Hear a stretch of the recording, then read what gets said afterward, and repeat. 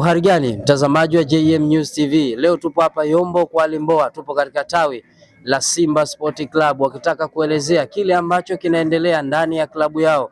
Tunajua wamemrudisha Mwamba Lusaka, mchezaji ambaye amehudumu kwa misimu mitano tofauti ndani ya kikosi cha Simba, lakini akiwa na medali ya ubingwa wa ligi kuu, medali 3 katika shingo yake. Hatimaye amerejea katika kikosi cha Simba Sport Club, na wenyewe wakiwa na matumaini makubwa na mchezaji ambaye kwenye nyakati ngumu aliwavusha katika kile ambacho waliamini wanahitaji kuvuka.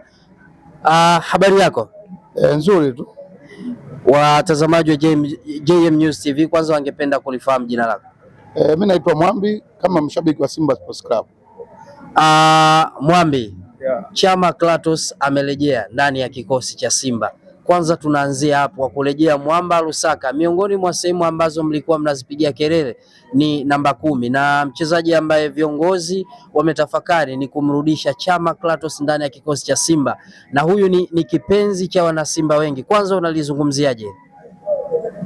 Sisi kama Simba Sports kurudi kwa Clatous Chota Chama ni moja ya furaha kama mchezaji wetu. Tulikuwa naye mwanzo, amehudumu Simba kwa mapenzi makubwa na kwa mafanikio makubwa tofauti na kote alikozunguka. Lakini kurudi kwa Chama sio kwamba ni miujiza kwenye Simba Sports Club. Hakutakuwa na miujiza yote kama endapo uongozi wa Simba Sports Club hautashikamana, hautakaa pamoja kuacha mambo yao na kuwekeza kwenye timu na kujishikiza kwenye timu, ili huyo Chama tunayemzungumza awe msaada mkubwa kwenye timu kama endapo uongozi hautakuwa pamoja. Umezungumzia kwamba kurudi kwake sio miujiza, lakini kiwango chake siku zote kimekuwa bora ndani ya klabu ya Simba. Unahisi kwamba kurejea kwake kutarudisha yale matumaini ya wanasimba wengi? Kwa mtazamo wa uchezaji wa Clatous Chota Chama ndani ya Simba Sports Club, kweli kiwango hakija kushuka cha Chama, sio Simba tota alikoenda, ila kuna baadhi ya sehemu hakupata ya timu nzuri ya kucheza. Chama ni yule yule, uwezo wako ni ule ule, hana miujiza mingine isipokuwa ili Chama tumuone ni Chama yule tulioishi naye miaka 4 mfululizo tunachukua ubingwa akiwepo Chama. Basi sisi tunachozungumza ni uongozi usimame imara ili Chama yule ashirikiane na wachezaji wenzake kurudisha ubora ule wa Simba Sports Club ya miaka 4 iliyopita. Umezungumzia kwamba kushirikiana na anarejea ndani ya kikosi cha Simba. 80% ya wachezaji ambao walicheza nao mara ya mwisho wengi wameshaondoka ndani ya Simba. Ni wachezaji wachache tu ambao wamebakia, wakina Shomari Kapombe ni mkongwe ambaye anamkuta tena ndani ya kikosi cha Simba. Unahisi kwamba anarejea, lakini 80% kubwa ya wachezaji ambao walikuwepo wameshaondoka. Unahisi kwamba kunaweza kukaleta kitu tofauti ama kukaleta matokeo mazuri ndani ya Simba, kwa sababu wale ambao walikuwa wameshirikiana nao katika ile misimu ya mafanikio ambayo Simba analitawala soka la Tanzania, 80% kubwa wameshaondoka. Hili nao unalitazamaje? Kwa upande wa Chama kutokuwa na wale waliokuwa nao ndani ya miaka 4 mfululizo, kurejea kwake ni msaada mkubwa kwenda kuwaambia wale waliokuwepo sasa kwamba Simba ni nini na Simba inahitaji nini na Simba ina falsafa gani katika kucheza. Kwa hiyo ni msaada mkubwa mmoja wapo kwenda kumsaidia Shomari Kapombe kuambia waliokuwepo kwamba Simba ni moja ya timu kubwa, inahitaji wachezaji wenye kujituma na kujitolea ili kurudisha makali yale ya Simba Sports Club. Umesema kwamba ni wakati wa kwenda yeye na Shomari Kapombe kushirikiana kuwakumbusha wachezaji ambao waliokuwepo ndani ya kikosi cha Simba, Simba inahitaji nini na malengo ya Simba yako wapi. Miongoni mwa sehemu ambazo mashabiki wamekuwa wakipiga kelele ni namba 10. Na Clatous Chota Chama ni mchezaji ambaye aliwika na alisifika zaidi katika eneo hilo. Simba ya Chama ilikuwa inafunga magoli mengi, Simba ya Chama ilikuwa inatengeneza nafasi nyingi na zinatumiwa. Unaona tatizo katika namba hiyo linakwenda kutibika ndani ya kikosi cha Simba? Kwa uwezo wa Chama akishirikiana na wachezaji wenzie, tunaamini kwa 100% kama sio 60 basi 65 nafasi zitatengenezwa na magoli tutafungwa kwa uwezo wa Chama na kwa uwezo mzuri wa kupiga pasi zake zile za mwisho. Basi tunaweza tukawa tumepata dawa kidogo ya angalau kuiona ile Simba ambayo tunahitaji.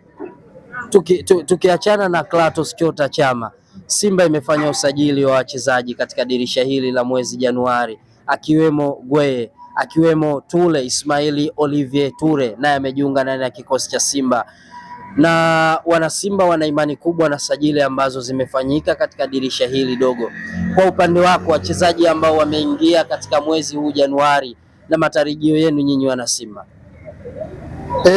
Kwa upande wa usajili mpya ukiachana na Clatous Chota au wengine ambao ni wageni, wamejitahidi kuona, kwa mfano upande wa beki ya kati wamefanya vizuri kweli. Yule Ismail Ture ni beki mzuri, kwa sababu tulimuona hapa akicheza na first time anakuja hapa alikuja na Malumo Galaxy akicheza na Dar es Salaam Young Africa mechi zote mbili.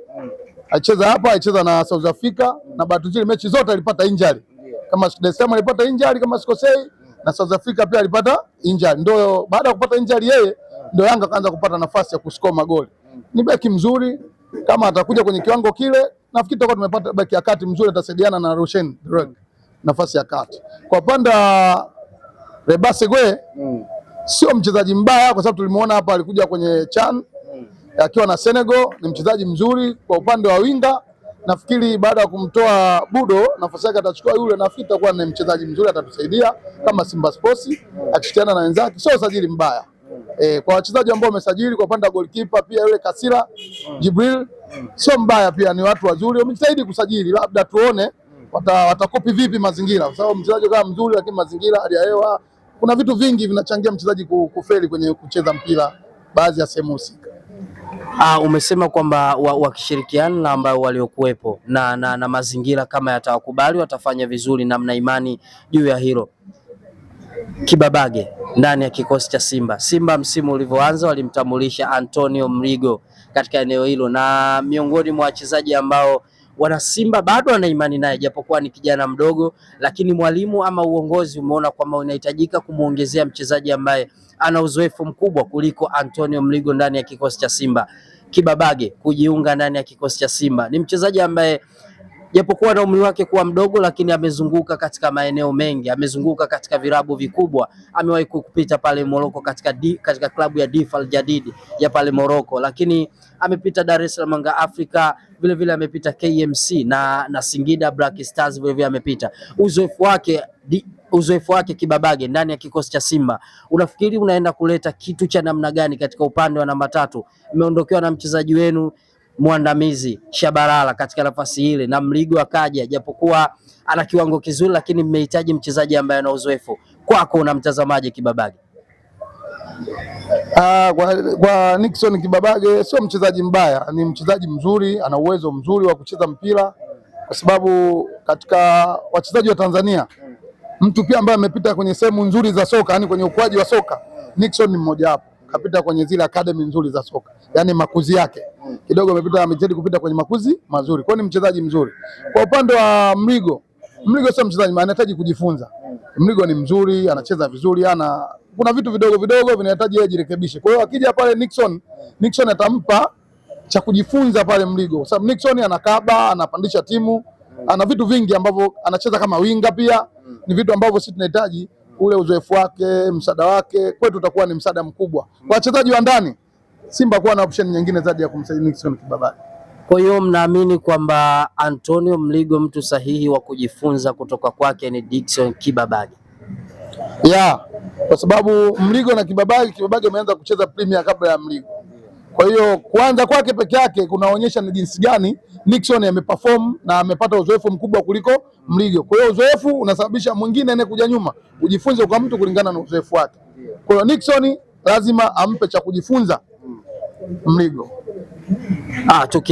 Tukiachana na hapo kwamba wakina Kibabage, wakina Gweye, wakina Klatus Chota Chama, lakini miongoni mwa virabu ambavyo vinalalamikiwa kwa kiasi kikubwa wakiwemo mashabiki ni klabu ya Simba kutokuwavumilia wachezaji ambao mnawasajili. Msimu uliomalizika mlifanya usajili mkubwa, lakini baadhi ya usajili ambao mmezifanya katika dirisha kubwa kuelekea katika msimu huu, wengine wanaonekana kwamba hawajafiti na wameondoka ndani ya kikosi cha Simba. Hili nao nalizungumzia, inawezekana mmeongeza wakina Tule, mmeongeza wakina Dickson Kibabage ndani ya kikosi chenu, lakini uvumilivu unawezekana ukawa mdogo kuwavumilia wachezaji waliokuwepo.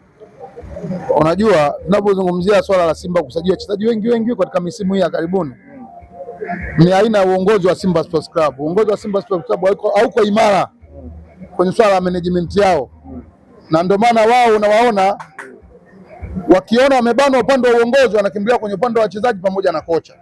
Ndio maana unaona Simba haina uvumilivu wa wachezaji, ni kulingana na management ya Simba haisimami vizuri kwenye nafasi yao wanakwenda kutupa mizigo kwa wachezaji pamoja na kocha. Lakini shida kubwa ya Simba Sports ni upande wa management ya Simba, ndio iko vibaya, ndio inasababisha sisi tuone wachezaji sio wazuri, lakini hatuna mwaka ambao tumesajili wachezaji sio wazuri. Simba Sports mwaka wote wachezaji wazuri na wana uwezo mkubwa kuliko vile tunavyofikiria, ila uongozi unatafuta wapi ulipoangukia, hauangalii wapi umejikwaa. Unaangukia wapi, ndio wanaenda kuangukia kwa wachezaji, kwamba wachezaji wote ndio wanawatoa na wachezaji wazuri tu, hamna mchezaji hata mmoja mbaya. Muda Butale mchezaji mzuri na kiwango kikubwa, huyo tunasema sisi Shamuka, wote wachezaji ni wazuri tu, isipokuwa kwamba uongozi unatafuta namna gani watafurahisha mashabiki wa Simba Sports, waone kwamba tuone Chelefani hawajafiti tuweke wapi. Lakini shida Simba sio wachezaji, shida kubwa ya Simba ni uongozi wa Simba Sports Club, ndio shida.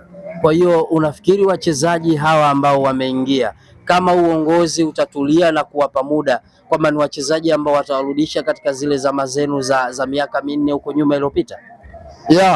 Yani kama uongozi utasimama kwenye nafasi yao, mimi naamini hatuna wachezaji wabaya. Tukikaa na wachezaji kwa muda mrefu, wachezaji wale wanakuja, kwa sababu wengi wachezaji wanaokuja sio wa kujifunza, ni wazoefu. Na wachezaji wazoefu wana uwezo mzuri wa kucheza mpira. Tukiwapa nafasi, tukiwapa muda, uongozi kasema nafasi yake, Simba Sports inakwenda kufanya vizuri na tunarudi Simba ile ambayo tunatarajia kuiona. Tukiachana na swala hilo la wachezaji ambao wamesajiliwa, mchezo wa kwanza wa mwalimu Steve Barker katika ligi ya mabingwa barani Afrika akiwa na kikosi cha Simba siku ya Jumamosi dhidi ya Esperance de Tunisia. Tunaanzia kwanza kwa mwalimu Steve Barker. Umemtazama katika michuano ya Mapinduzi kule Zanzibar, tumemtazama katika mchezo wa kwanza wa ligi kuu ya NBC dhidi ya Mtibwa Sugar katika uwanja wa Meja Jenerali Isamuhyo. Una matumaini yapi kwa michuano ambayo ulimuona kule Mapinduzi na katika mchezo mmoja ambao ulimuona katika ligi kuu ya NBC? Kwa upande wa mwalimu Steve Barker sio kocha mbaya, ni kocha mzuri na tumemwona Mapinduzi, amecheza Mapinduzi, amekwenda kutoa nusu finali. Nafikiri kwa aina ya timu aliyoiona na ameomba kuongezewa nguvu, ameongezewa nguvu. Nafikiri Steve Barker akichanga karata zake vizuri, mechi na Esperance de Tunis kule Tunis, mimi nafikiri akichanga vizuri, akaongea na wachezaji wake, kwa sababu kikubwa lazima Barker awe mkali. Steve Barker lazima awe mkali na timu yake, awe mkali na wachezaji wake na atie mbinu zake, kwa sababu timu bado ndo kwanza ameanza nayo. Akitia zile mbinu zake, nafikiri bado wachezaji wengi hawajakopi na kutoa maongezo wachezaji wageni. Kwa lazima aangalie ni jinsi gani ya kupanga timu, ni jinsi gani ya kucheza na mifumo ile ya muda mfupi, ili aweze kupata angalau, na akienda vizuri atapata angalau pointi moja au kushinda, ili tufume tumaini yetu sisi ya kwenda robo finali. Kwa hiyo mna imani kubwa na kocha wenu Steve Barker ndani ya kikosi cha Simba? Tuna imani na kocha wetu, sio kocha mbaya, tuna imani naye, kocha mzuri na timu ameiona akipanga vizuri timu na mwenyewe akisema kwa nafasi yake, Simba tunaenda kufanya vizuri, tunarudi kuwa Simba ile ambayo tunaitegemea kwenye robo finali ya ligi mabingwa. Lakini umemtazama kiundani zaidi, mifumo yake tumeiona katika michuano ya Mapinduzi, tumeona katika mchezo wa ligi kuu wa NBC dhidi ya Mtibwa. Inaonekana kwamba si kwa asilimia kubwa kile ambacho mlichokuwa mnakitegemea kutoka kwake mpaka sasa hivi, kwa sababu amecheza michezo takriban minne. Ameshinda mchezo wa kwanza wa Mapinduzi, akashinda mchezo wa pili, lakini akaja kupoteza dhidi ya Azam, lakini mchezo wa juzi akapata sare dhidi ya Mtibwa.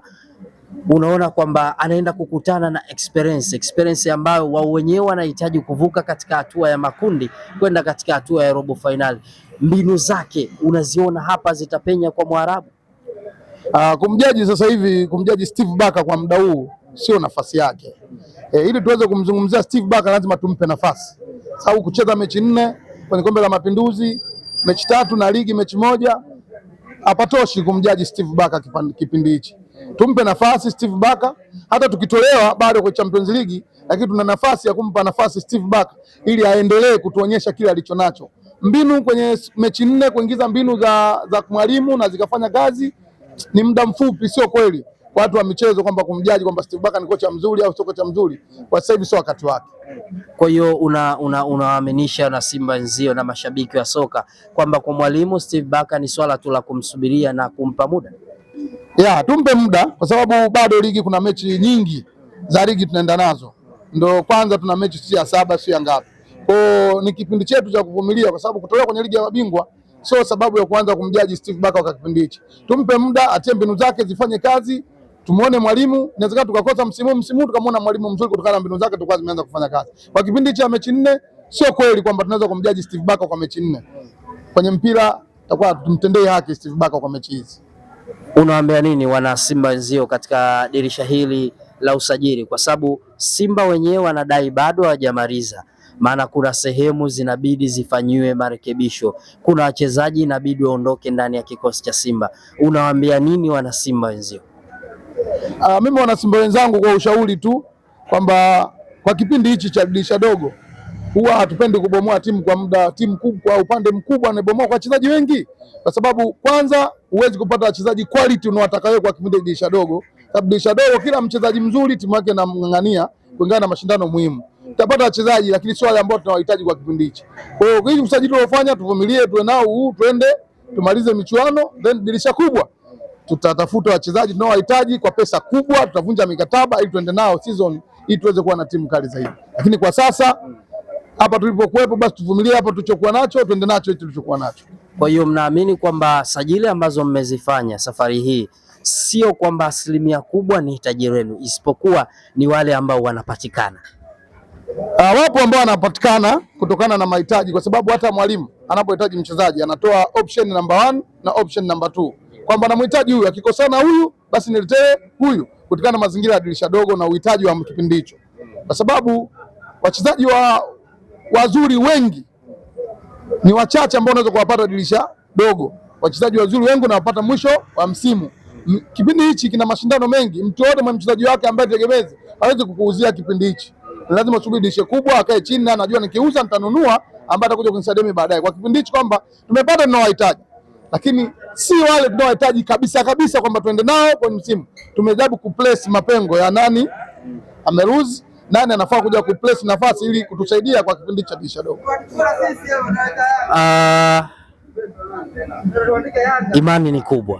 Imani ni kubwa kwa sajili zenu, si ndio?